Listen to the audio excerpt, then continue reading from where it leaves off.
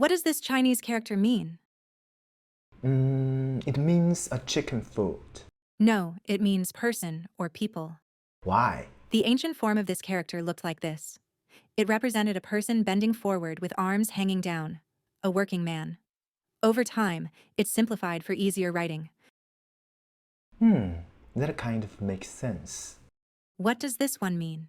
Looks like a person stretching their arms. Are they trying to hug me? Actually, it means big. Why? The ancient forms look like this and this. Imagine someone gesturing with open arms saying, "It's this big."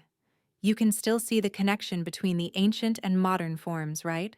Oh, yes, that's impressive. What does this mean?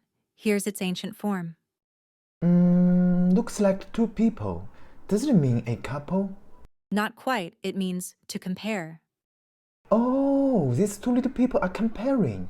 Are they comparing who is bigger? Well, you need to consider the context. What does this mean? Here's its ancient form. It looks like something floating above a person's flat head. Does it mean cloud? Close. That short horizontal stroke does imply meaning, but it actually means sky, not cloud. Oh, now I get the logic behind it. What does this mean? Here's its ancient form. Looks like a person wearing a funny hat. Does it mean a clown?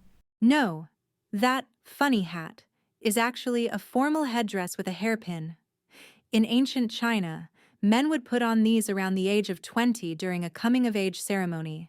This signified that he had become a man from a boy. Therefore, this character means an adult man.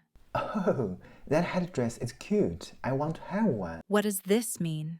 There are definitely two people. Does it mean a couple? Nope, it means to follow. One person follows another. Oh no, I don't want to follow you anymore. And this one? Oh, three people. Is that enough for a game of mahjong? No, the ancient form looks like this.